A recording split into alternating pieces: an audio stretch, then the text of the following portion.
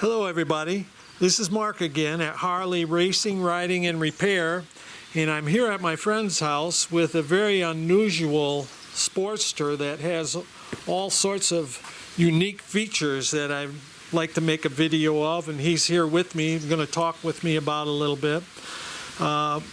This is, what year is this bike? 95. 1995, rigid mounted Sportster that's had all sorts of conversions. One of the main ones that he has on the tank here, it is he calls it a XXL. It's 1883 cc motor. That's 116 cubic inches. 116 cubic inches, and he's built it with relatively mild cams, so it's a good street bike. A few years ago he took this bike and it had 50,000 miles on it with that motor, and he rode it up and down the coast of California, which was just amazing. A 116-inch Sportster with 50,000 miles up and down the coast of California, so really interesting and cool. So I'll let the owner just talk about it a little bit here, if I may, please. All right.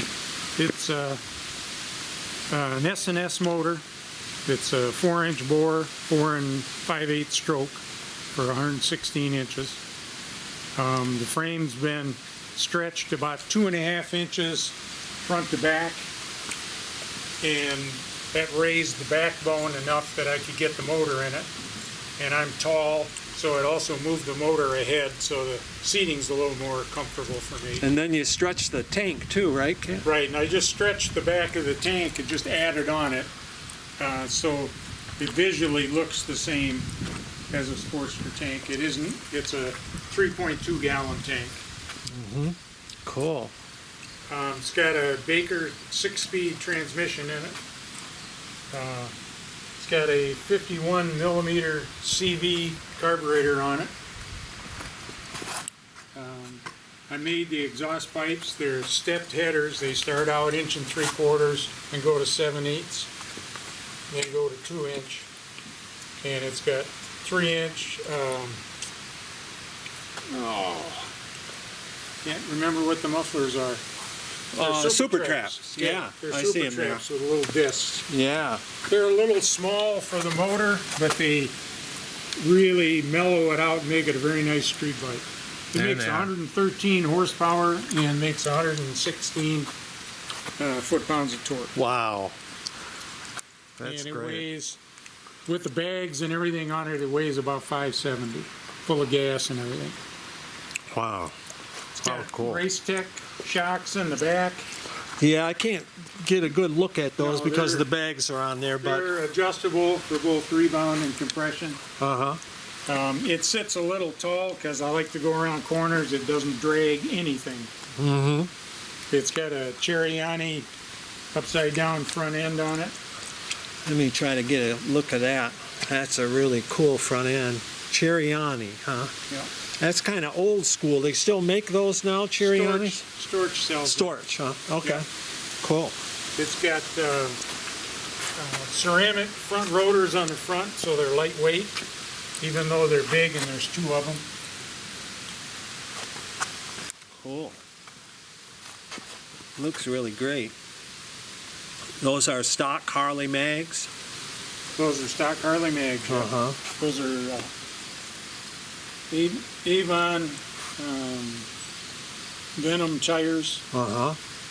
They stick really good and they last pretty well. So you say you stretched the frame about 2 inches, and that was like really, you cut off the middle of the... I cut the bottom of the frame down here, and I cut it here, and I cut it in the backbone. And I built my own motor mount for the rear. So the motor mount gives you about 2 more inches. And then it raised the neck a little bit and extended the backbone. And by moving the motor ahead, that gave me enough clearance for the rear head under the backbone. Yeah, that's what you needed it for, because you have stroker flywheels in it. Right, The because stock the cylinders are are longer. higher.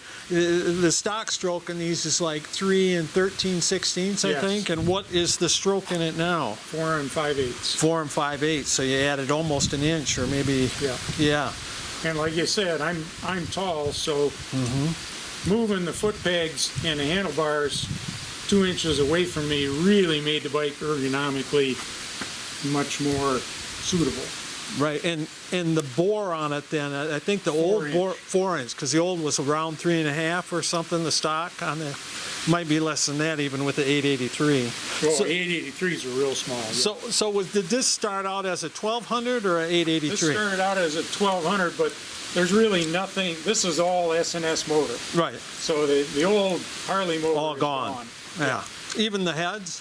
Even the The head. heads are S&S? Everything in there is S&S except the transmission, which is Baker.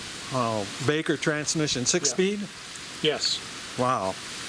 It's got manual decompression, and it's got 11-to-1 pistons in it. Uh-huh.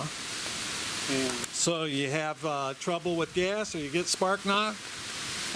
no, it runs on regular premium, fine, but if you get below premium gas, you have problems with it. Right, there's the compression releases in there, if you can see them. It's got a tech starter on it, and starting it is no problem at all. And you got a special speedometer here. That's a stack speedometer that also has shift lights in it. Uh-huh.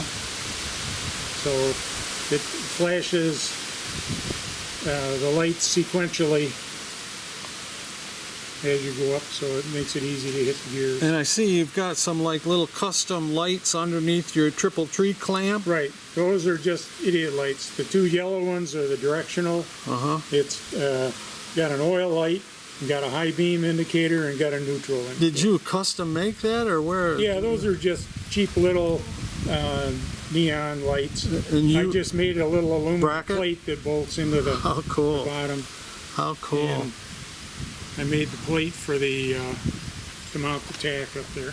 Yeah, I see you put a couple switches in the bonnet cover. That's part of the tack setup. I see. Cool. The tack has digital odometer from it.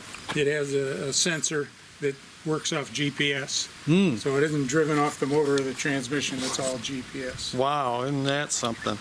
And you put on an oil cooler. Yep, got an oil cooler on it. And it's got a lightweight lithium battery in it. It also really works well starting that motor. Would you mind starting it for me, or would that be okay? No, that's fine.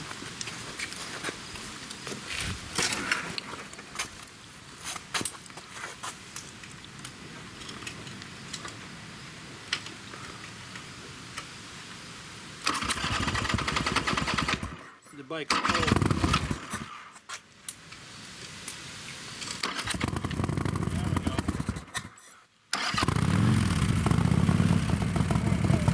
Yeah, cold-blooded. Right.